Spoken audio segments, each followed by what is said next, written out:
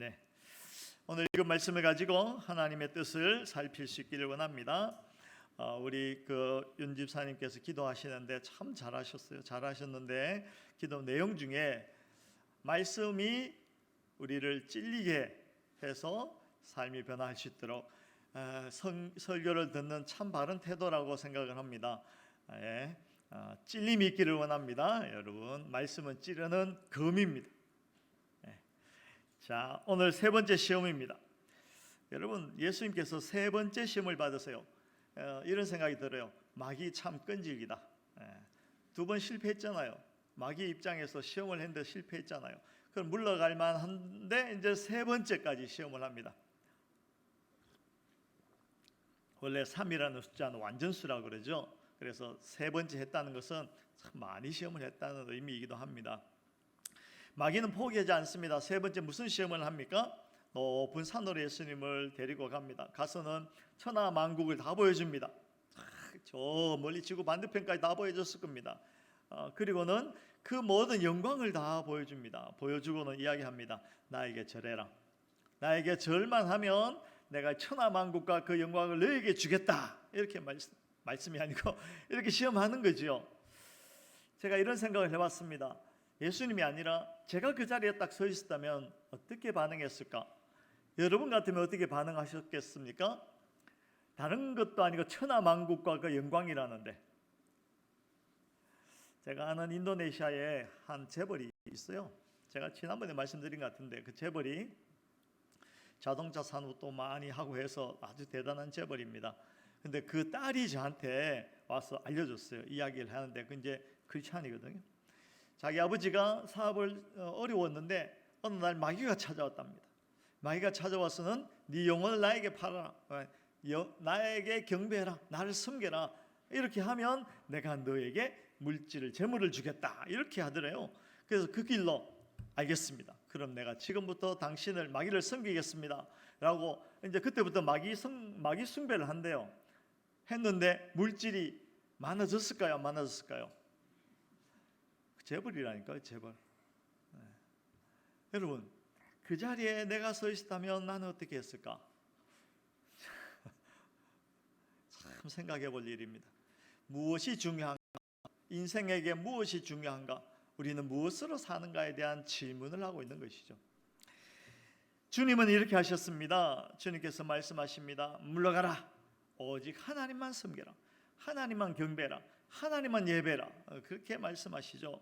이 말씀은 신명기에 있는 말씀을 인용한 것입니다. 신명기 8장 6절을 보면 내 하나님 여호와의 명령을 지켜 그의 길을 따라가며 그를 경외할지어다. 그를 경외할지어다. 하나님을 경외하라. 그만 경외해라. 이 이야기하는 것이죠. 여러분, 신자의 마땅한 바의 첫 번째가 하나님을 예배하는 것인데 그 예배는 하나님을 경외한, 하나님 앞에 엎드린 것, 하나님을 높여드리는 것이 신자의 첫 번째 자세이고 태도이고 신자의 영광이고 신자의 가치이고 신자의 전부가 되는 것이죠.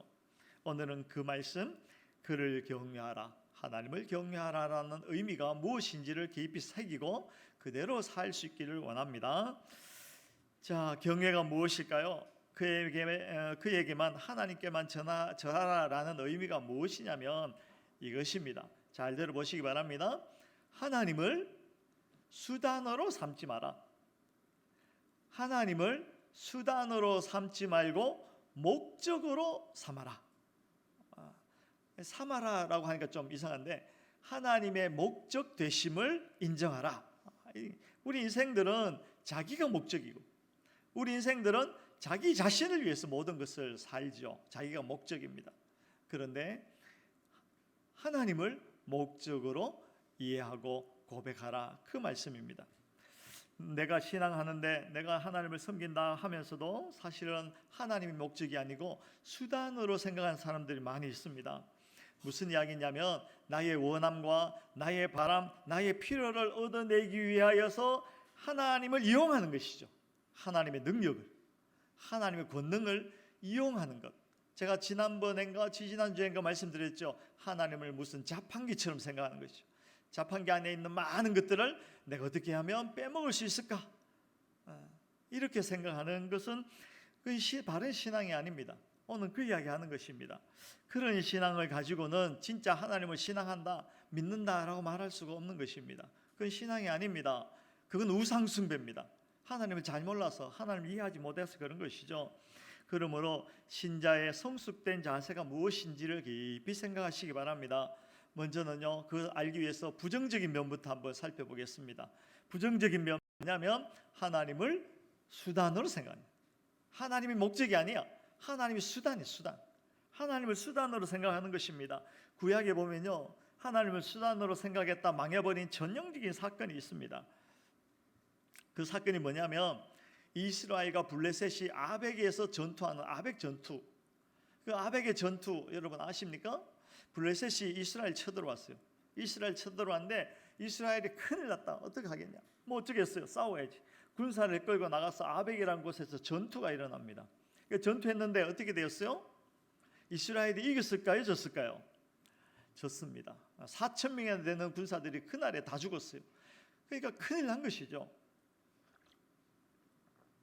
그들은 생각합니다. 아니 우리가 나라 백성인데 하나님의 백성인데 왜 우리가 이방 족속들에게 이렇게 망해야 되는가? 그 당시에요, 전쟁에서 지면 다 포로로 끌려가고 그 자녀들도 그 아내들도 재산도 다 끝장나는 거거든요. 그런 일이 지금 딱 발 앞에 닥친 것입니다. 그들은 굉장히 지금 큰일 난 것입니다. 그 장로들이 다 모였어요. 전투에 지고 나서는 와서 이제 와글와글 이제 작전 회의를 하기 시작합니다. 그 이야기가 이제 사무엘상 4장 3절에 있습니다. 성경을 보겠습니다. 사무엘상 4장 3절.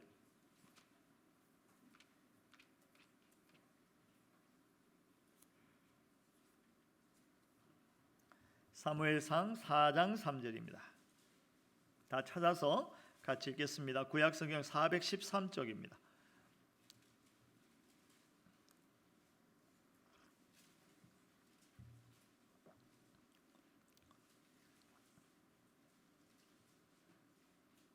다 찾으셨죠? 같이 읽겠습니다. 시작. 백성이 진영으로 돌아오매 이스라엘 장로들이 이르되 여호와께서 어찌하여 우리에게 오늘 블레셋 사람들 앞에 패하게 하셨는고 여호와의 언약궤를 실로에서 우리에게로 가져다가 우리 중에 있게 하여 그것으로 우리를 우리 원수들의 손에서 구원하게 하자 하니. 사람들이 모여서 작전회의를 합니다. 와글와글 하는 것이죠. 먼저는 무엇을 보냐면 왜 졌는가? 왜 우리가 전투에서 왜 졌는가? 이걸 막 파악하기 시작합니다. 근데 놀랍게도요, 오늘 성경에 보면 이렇게 되어 있어요. 여호와께서 어찌하여 패하게 하셨는고? 여호와께서 어찌하여 패하게 하셨는고? 이 전투에서 진 원인이 무엇이라는 겁니까? 하나님이기 때문에. 하나님이 우리를 돌아보지 않았기 때문에. 그러니까 내가 전투에 진 이유가 원인이 하나님에게 있다. 이렇게 이야기합니다. 이런 거기다가 또 대책을 내놓습니다. 4장 3절 보면 밑에 보면 여호와의 언약궤를 실로에서 우리에게 가져다가 그 언약궤를 실로에서 가져다가 우리 중에 있게 하여 전쟁하는 군사들 사이에 있게 하여서 그것으로 우리를 우리 원수들의 손에서 구원하게 하자. 이게 이제 좀 이상합니다. 법궤는 하나님의 임재의 상징입니다. 근데 그것을 가지고 실로에서부터 우리 진중으로 가지고 오고 오늘 표현이 그것으로 이 법궤로 하나님으로 우리를 구원하게 하자. 여러분 주체가 누굽니까? 하나님입니까? 이스라엘 백성들입니까? 이게 군사들입니까? 군사들이죠. 이 사람들은요 법궤를 가지고 우리 진중에 갖다 놓으면 자동으로 그 법궤에 있는 하나님의 능력이 우리에게 탁 펼쳐져서 자동으로 우리가 전쟁을 이기게 될 것이다. 그렇게 하게 하자. 이렇게 이야기하는 것입니다. 하나님을 섬기는 것이 아니라 하나님을 부리는 것이죠. 무슨 이야기입니까? 나의 목적을 위해서 하나님을 수단으로 사용하는 것입니다. 여러분 잘 생각하십시오. 나의 목적을 이루기 위해서 하나님을 수단으로 생각하면 누가 주인입니까? 결과가 어떻게 됐어요? 전쟁했어요? 졌습니다. 그냥 진 게 아니고 대패하고 법궤까지 뺏겨버렸어요. 법궤까지. 그야말로 오 마이 갓이다. 오 마이 갓. 백성들이요 한 짓은 뭐냐면 하나님의 멱살을 잡고 흔든 겁니다. 하나님 이거 이렇게 하면 안 됩니다. 하나님 이렇게 해야 되죠. 하나님 그렇게 하면 내가 하나님을 하나님으로 인정할 수가 없습니다. 당신 그거 잘못한 거야. 하나님이 이래야 돼. 이거 한 것입니다. 제가 예전에 있던 교회에서 들은 이야기입니다. 어떤 권사님이 계셨는데요. 이 권사님이 신앙생활을 정말 열심히 했대요.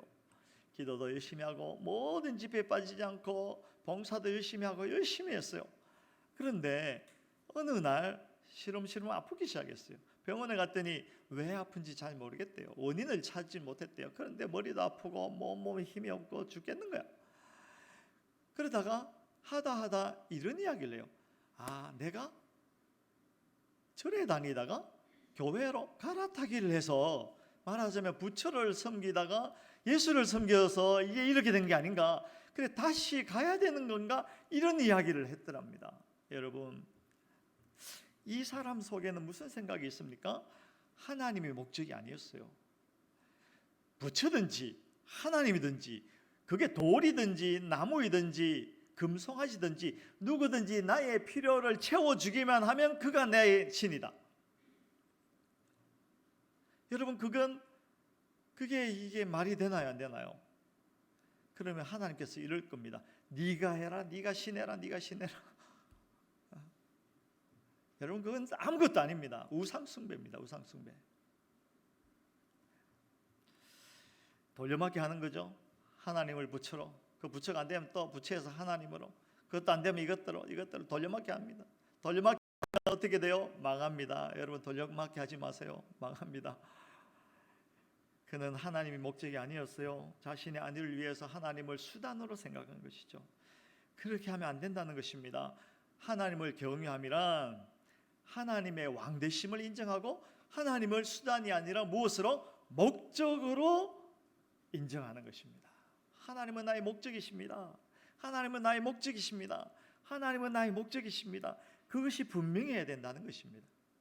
그런데 사람들이 왜 자꾸 이런 식의 신앙생활을 하게 되는 것일까요? 그걸 이제 한번 질문해 보려고 합니다. 왜 이런 신앙생활 어처구니 없는 신앙생활을 하게 되냐면 호세아 선지자가 진단을 딱 했습니다.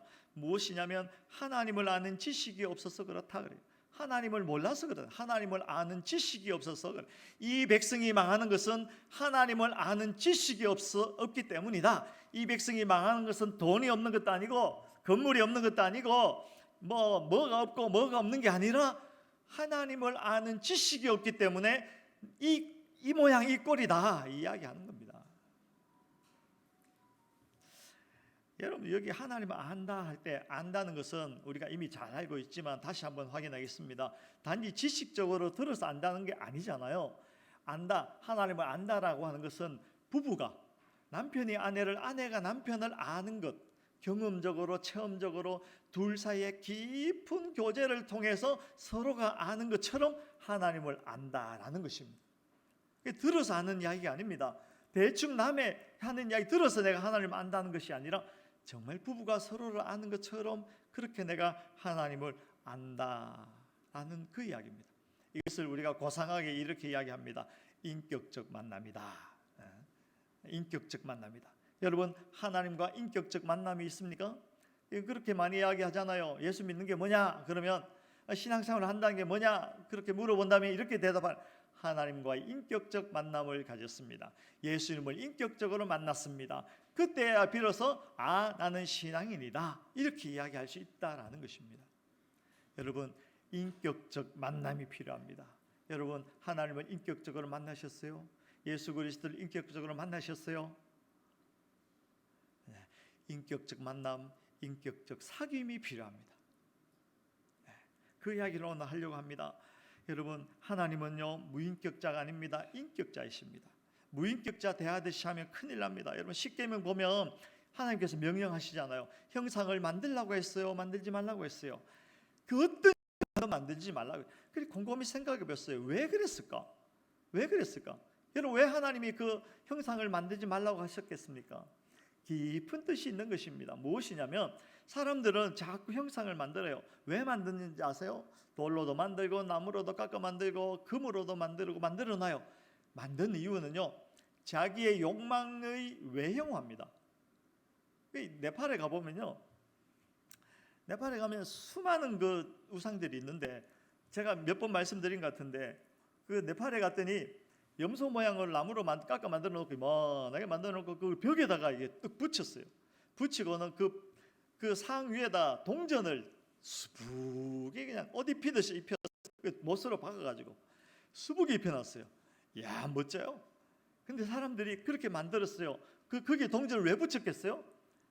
당신은 나의 신입니다. 돈 신입니다. 내가 돈이 필요하니까 내가 당신을 섬길 테니까 나에게 돈 주세요. 이거잖아요. 어떻게 섬긴지 아세요? 골목을 지나갈 때마다 거길 보고 절해요. 지나갈 때마다 절해요. 하루에 몇 번을 지나가도 보이면 절해요. 그리고는 나에게 돈을 달라고. 형상을 만든 이유는요, 나의 욕망, 욕심에 외형합니다. 그 자꾸 만들어 놓고 거기다 절하고 그렇게 하면 절하고. 그런데요, 여러분, 그 염소로 만든 그 우상이 감정이 있나요? 지성이 있나요? 의지가 있나요? 없어요. 마치 우리가 하나님을 그런 염소상처럼 대하면 안 된다, 그 이야기입니다. 하나님은요, 지성과 감정과 의지가 있는 분이십니다. 근데 우리가 이렇게 생각하는 거죠. 하나님이 지성도 없고 감정도 없고 의지도 없고, 그런데 있는 게 있어. 뭐냐면 능력이 많으셔. 그래서 그냥 우리가 특정한 조건을 맞춰주면 그 능력이 우리에게 막 쏟아진다. 특정한 조건. 미국에 가면 이런 교회가 있잖아요. 제 교회 이름은 제가 잊어버렸네요. 조엘 오스틴 목사, 레이크우드 교회인가? 조엘 오스틴 목사님, 그분이 전 유명한 책이 있죠. 그 무슨 책 여러분 읽어보지 않았어요? 한국에도 아주 열풍이 일어났어요. 근데 저는 제목 보고 안 읽었어요. 이거는 비성경적이라고. 긍정의 힘. 긍정의 힘. 여러분, 힘은 우리가 긍정하는 마음이 있는 게 아니고 하나님에게 있는 것이고, 하나님께 있는 것인데, 우리가 긍정하면, 긍정적인 마음을 가지면 그것이 작동하여서 일을 만든다는, 기적을 일으킨다는 겁니다. 이건 신앙이 아니고요, 미신입니다. 미신. 자기를 믿는 것이죠. 그리고 요즘 유튜브에 보면 이런 사람이 있어요. 예수님만 믿고 예수님만 섬기고 예수님께만 기도하면 이렇게 된다, 병 고친다, 이렇게 가르쳐요. 그 5가지를 딱 하게, 예수님만 어떻게, 그러면 얼핏 듣기에는 좋아 보이잖아요. 예수님만 섬기고 예수님께만 기도하고. 그런데 그 마지막이 뭐냐면, 그렇게 해서 나의 필요를 얻어내겠다, 딱 이겁니다. 그러면 하나님이 목적인가요? 내가 목적인가요? 하나님이 목적이 아니고 수단이 되는 것이죠. 그건 신앙이 아닙니다. 그거야말로 우상 숭배입니다. 조심하셔야 돼요. 제가 아직도 기억나는데, 우리 교회에 새벽기도 나오시던 어떤 할머니가 계세요. 제가 말씀드렸나? 새벽기도 오면 저 앞에 딱 앉아요. 저 앞에, 제일 앞에 앉아가지고 기도를 하는데, 설교 마치고 제가 저 뒤에 가서 기도한다고 앉아 있으면 이렇게 기도하세요. 하나님, 이 아파트 정확하게 이야기해요. 무슨 아파트는 제가 이야기 안 하겠습니다. 무슨 아파트 얼마에, 금액도 딱 불러요. 얼마에 샀는데 얼마에 팔리게 하여 주시옵소서. 딱 그것만 이야기해요. 그거를 계속 반복해서. 주문이죠, 주문. 여러분, 그러면 우리 아들이, 전 아들이었구나, 딸이 와가지고 저한테 와가지고 딱 보면서, 아버지, 다음 달부터 현재 용돈이 500원인데 다음 달에는 10% 인상하여 550원 되게 하여 주시옵소서. 이야기를 제 눈을 보고 계속 읽고 가요. 이게 뭡니까? 하나님을 몰라서 그래요. 하나님의 인격자 되심을 이해하지 못해서 그런 것이죠.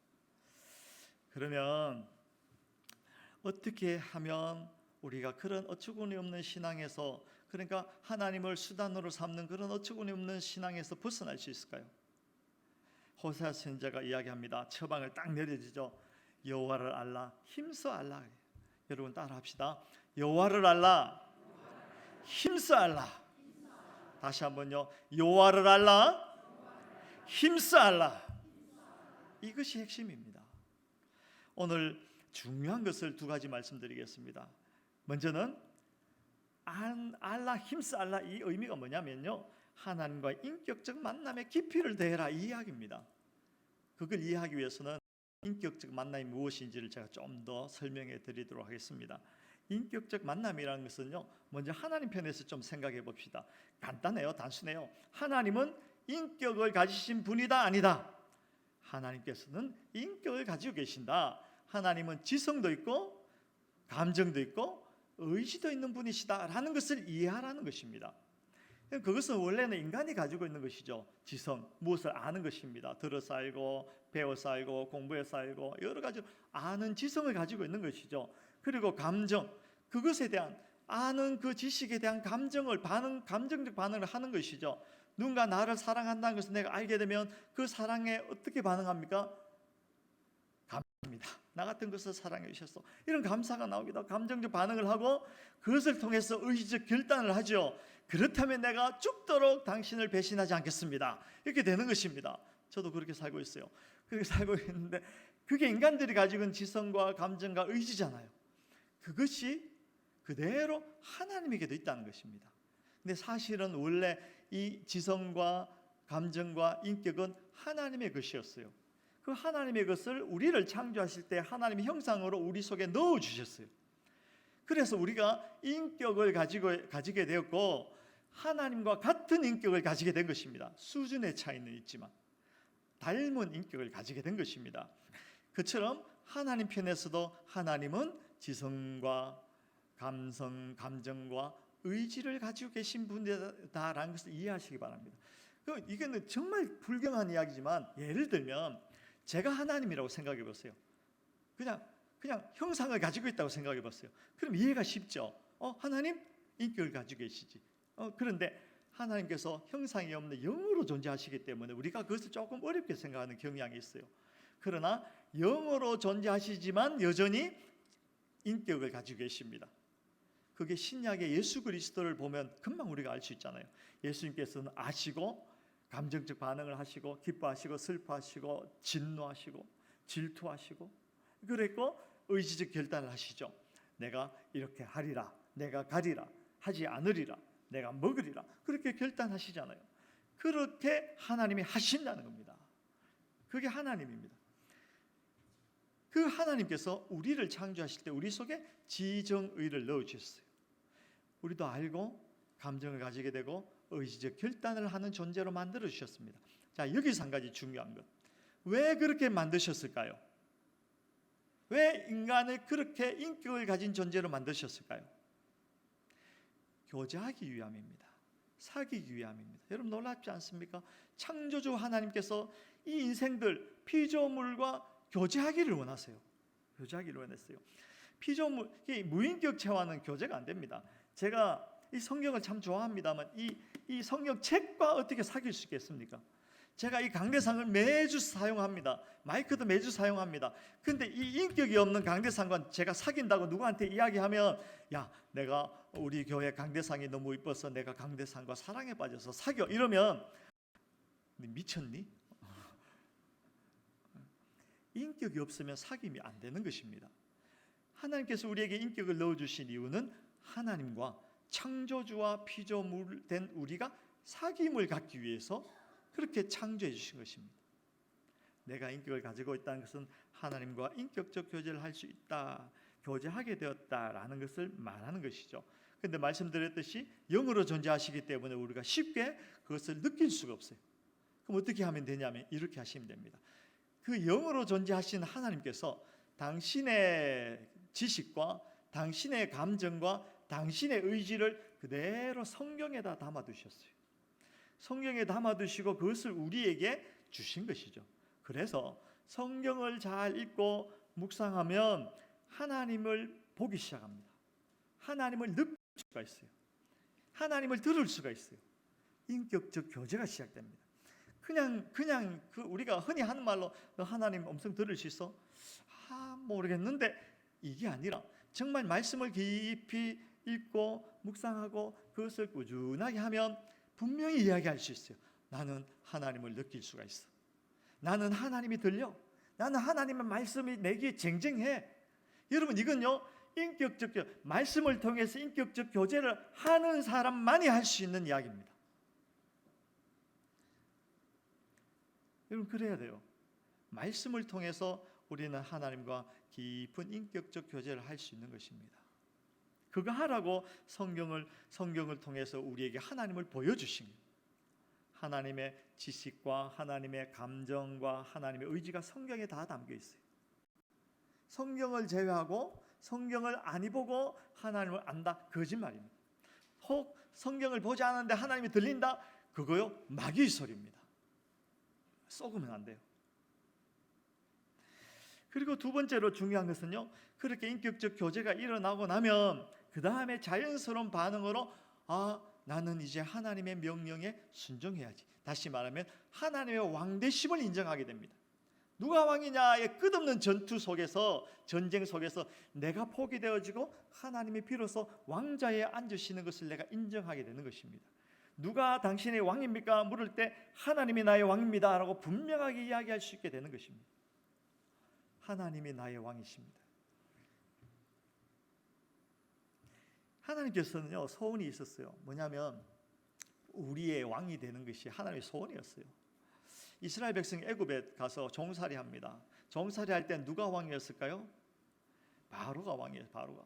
그것을 보고 하나님께서 아니야, 내가 나의 백성을 찾아와야 되겠다, 내가 그들의 왕이 되어야 되겠다. 그래서 이스라엘 출애굽의 목적이 뭡니까?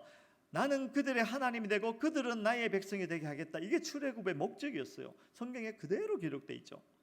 그런데 방식이 참 재밌어요. 저 같으면, 제가 하나님이면 그 하나님 애굽에서 종살이하고 있는 하나님의 백성들을 구출하기 위해서 어떻게 하겠습니까? 일단 미사일 쏘고 바로 쳐들어가서 박살내버리죠. 박살내버리고 당신의 백성을 싹 데려오면 끝나잖아요. 이번에 그 이스라엘이 가자에서 너무했는데 어쨌든 그런 방식이란 겁니다. 4명의 포로가 있는데 그 4명의 포로를 구출하기 위해서 어떻게 했어요? 탱크를 몰고 가서 그 길을 초토화시켰어요. 4명 구하자고 수백 명의 목숨이 이제 죽어나가는 그런 일이 발생했어요. 근데 이게 이스라엘 편에서 보면 생명을 위해서 자기 백성이니까 하나님께서 그렇게 다 할 수 있는 겁니다. 그런데 그렇게 안 하셨어요. 어떻게 하셨어요? 모세를 보내고 설득하고 재앙을 10가지 재앙을 다 합니다. 처음에는 약한 것부터 해서 마지막에는 아주 센 것까지 쭉 합니다. 하나님 그냥 재앙을 하더라도 한 번에 하시지 그렇게 안 하셨어요. 그 과정들을 쭉 겪게 하면서 하나님께서요 매 재앙이 있을 때마다 이렇게 말씀하십니다. 이것을 통해서 이 백성들이, 이 애굽 사람들이 내가 여호와인 줄 알리라. 이 말씀을 계속 하십니다. 무슨 이야기냐면 바로가 왕이 아니고 내가 너희의 왕이야. 바로가 왕이 아니야. 이스라엘 백성들아, 내가 너희의 왕이야. 바로야 온 땅이 다스리는 줄 알지? 아니야, 내가 만군의 주 야훼, 내가 다스리는 거야. 이 말씀을, 이걸 하고 싶었던 것입니다. 그래서 성경에 끊임없이 적어 있어요. 이것으로 내가 여호와인 줄 알게 하리라. 그러니까 이거죠.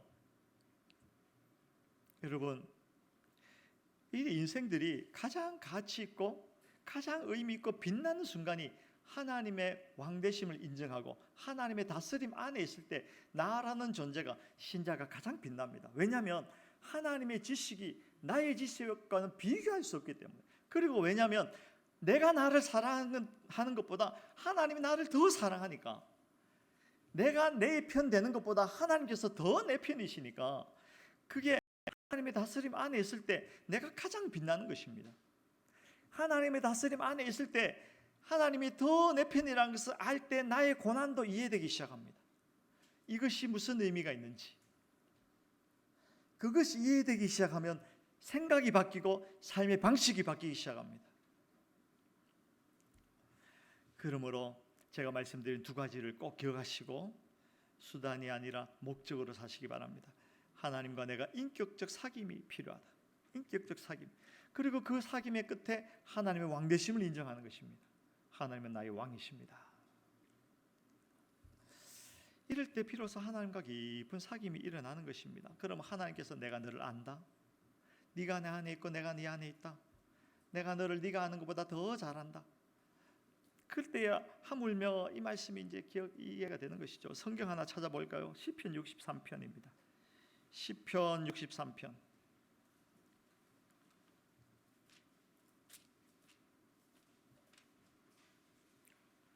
시편 63편 1절로 3절입니다.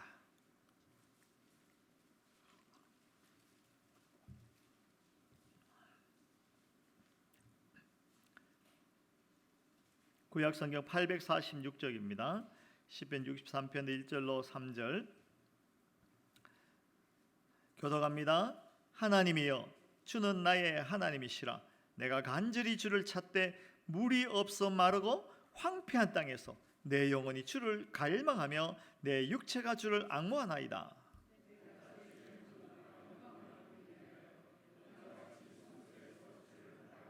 다같이 주의 인자하심이 생명보다 나음으로 내 입술이 주를 찬양할 것이라. 이 시편 기자는요, 광야에서 물이 없고 먹을 것이 없는 그 광야에서, 척박한 광야에서 이런 찬양을 합니다. 놀라운 것이죠. 왜 그러냐면 그는 신자의 나음이 무엇인지를 잘 알고 있었어요. 오늘 성경에 보면 첫 번째로는요, 무엇이 신자가 나음이냐면 물이 없어 마르고 황폐한 상황, 심한 고통 속에서도 하나님을 갈망하고 앙모할 수 있는 권리를 가지고 있는 사람이 신자입니다. 그것을 그가 알았어요. 그리고 하나님의 권능과 영광을 기대할 수 있는 권리를 가지고 있는 자가 신자라는 것을 알았어요. 그래서 그는 그 상황 속에서도 하나님을 찬양하게 됩니다. 내 영혼이 주를 갈망하며 육체가 주를 앙모하나이다. 내가 내 입술이 주를 찬양하나이다. 정말 하나님과 깊은 사귐을 통해서 신자됨이 무엇이고 하나님의 왕됨이 무엇인지를 알았기 때문에 이렇게 찬양할 수가 있었던 것입니다. 광야에서.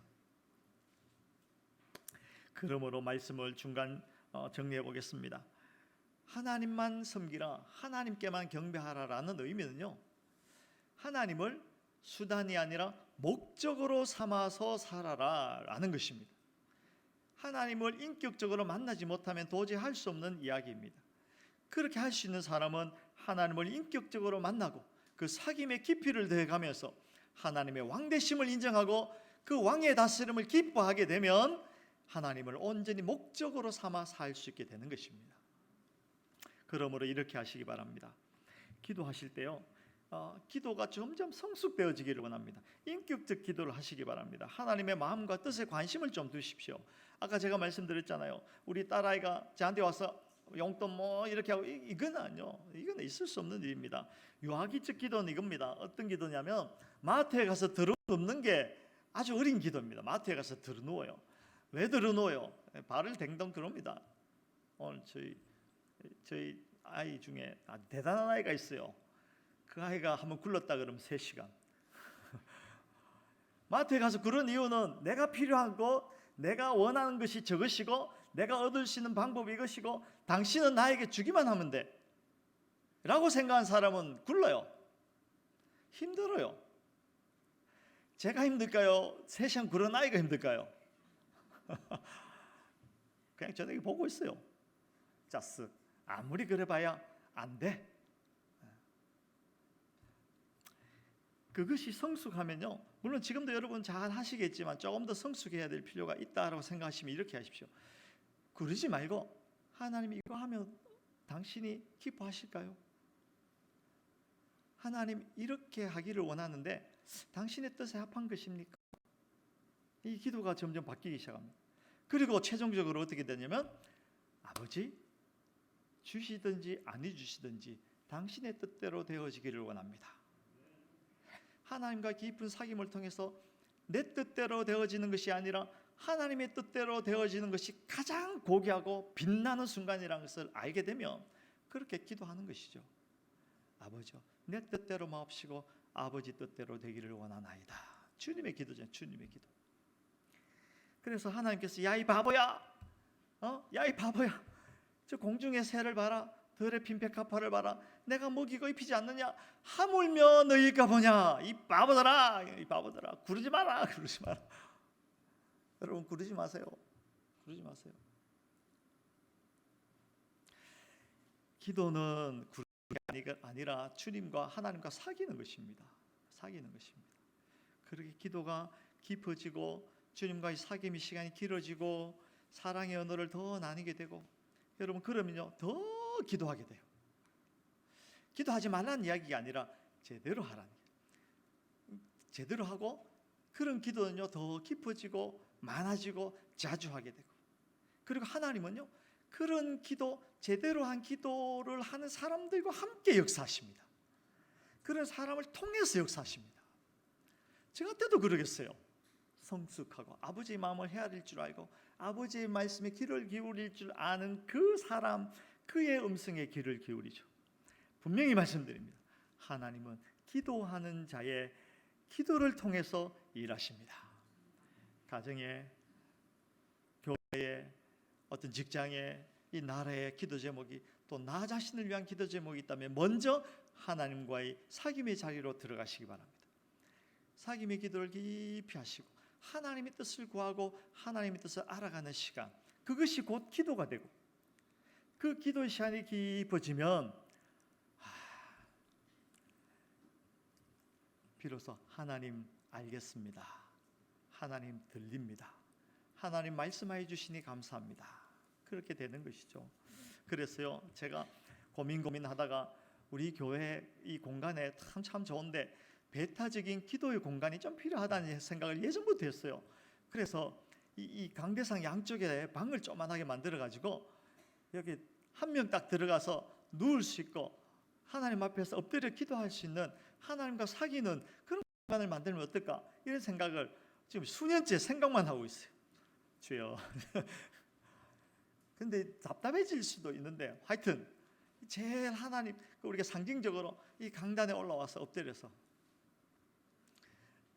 방음 장치 막 해놓고 에어컨 넣어놓고 가습기나 뭐 환풍기, 막 공기청정기 이런 거 넣어놓고 하나님과 독대하는,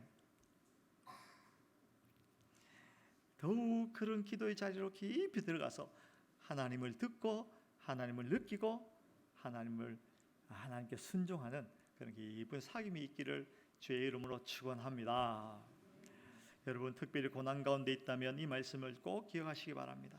왜 이런 일이, 그건 우리가 하는 이야기가 아닙니다. 우리가 할 이야기가 아닙니다. 왜 이런 일이 할 것이 아니라 어떻게 하면 되겠습니까? 이렇게 하나님 이 상황 속에서 어떻게 하면 되겠습니까? 하나님 앞에 나가서 하나님과 극단적으로 그 신뢰를 다져가시기 바랍니다. 극단적으로 사귐을 더 가져가시기 바랍니다. 왜냐하면 하나님은요 나를 나보다 더 잘 아시고, 하나님은 나를 나보다 더 사랑하시고, 하나님은 나보다 더 내 편이라니까요. 내가 지금 고난 가운데 있다면 하나님께서 나에게 지금 그것이 필요하시기 때문에 그렇게 한다는 것이 내가 이해되어지고 받아들여지는 그 지점에서 하나님을 보게 될 것입니다. 그리고 마지막으로 헌신하시기 바랍니다. 여러분 하나님과의 사귐이 있고 하나님의 왕이 되셨는데 그 왕의 명령에 불순종하다, 이건 말이 안 되는 것이죠. 정말 하나님과 인격적 사귐과 하나님의 왕되심을 알게 되면 하나님의 음성을 듣기를 원하고 그 말씀에 순종하기를 원하는 마음이 일어나게 되고, 그것이 헌신으로 나타나는 것입니다. 비로소 헌신하게 되는 것입니다. 비로소 하나님께서 기뻐하시는 헌신이 되는 것입니다. 하나님께서는요 그런 헌신을 통해서 역사하십니다. 하나님께서는요 그런 헌신을 통해서 일하시더라니까요. 여러분 여리고성 무너졌어요, 안 무너졌어요? 제가 지난번에 예루살렘 가서 여리고 갔는데 여리고성을 못 봤어요. 다 무너져 버리고 없잖아요. 여리고성이 무너졌는데 언제 무너졌냐가 정말 중요해요. 여리고성이 언제 무너졌습니까? 하나님께서 여리고성을 무너뜨리기 위해서 무엇을 사용하셨습니까? 백성들이 돌아라 여리고성 돌아라. 몇 바퀴 돌았어요? 7일 동안 도는데 6일 동안 하루에 한 바퀴. 그럼 마지막 날 7째 날에는 몇 바퀴? 7바퀴. 그럼 몇 바퀴입니까? 6에다가 7을 더하면 6에다가 7을 더하면 몇이죠? 하여튼 돌았어요. 그런데 잘 생각해 보세요. 언제 무너졌냐면 마지막 7바퀴까지 다 돌고 소리 지를 때 무너졌어요. 여러분 순종은요 쉽지 않아요. 저 같으면 순종할 수 있을 것 같아요? 이러면 순종해요. 첫날은 모르겠지만 둘째 날쯤 되면 금이라도 좀 가고 땅이라도 좀 흔들리면 뭔가 되는가 보다. 둘째 날, 셋째 날, 여섯째 날, 일곱째 날 막 돌고 소리 빡 질러버리죠. 그런데 마지막 바퀴 돌 때까지 여리고성은 전혀 움직이지 않았어요. 그런데 그게 무너지게 됩니다. 무엇을 통해서? 이스라엘의 순종을 통해서, 헌신을 통해서 무너지게 되는 것입니다. 우리는 생각 속에 머물지 말고요, 하나님의 음성이 들려질 때 한 발을 내디뎌서 순종할 때, 그때 하나님의 역사가 내 자신과 가정과 교회와 이 사회 가운데 일어나게 되는 것입니다. 생각 속에 멈춰 있다고 여러분 이래서 안 되고 저래서 안 되고 이것 때문에 안 되고 저것 때문에 안 되고, 그건 우리 신자가 할 일이 아닙니다. 그저 들리면 순종하는 것이죠. 그때 역사를 보게 되는 것입니다. 야성이 없어요. 저도 요즘 고민입니다. 말씀을 마무리하도록 하겠습니다. 하나님을 수단이 아니라 목적으로 대접해 주시기 바랍니다. 그것을 위해서 하나님의 임재 안에 가시기 바랍니다. 그것을 위해서 하나님과 더 깊은 사귐을 가지시기 바랍니다. 그러할 때 정말 우리가 신자다운 삶을 살 수가 있는 것이죠. 우리의 소원이 무엇입니까? 예수 그리스도를 더 아는 것. 우리 같이 찬양하겠습니다. 예수 알기 원하네. 크고도 넓은 은혜와 계속해 주신 사랑이 간절히 알기 원하네. 내 평생의 소원, 내 평생의 소원, 계속해 주신 사랑이 간절히 알기 원.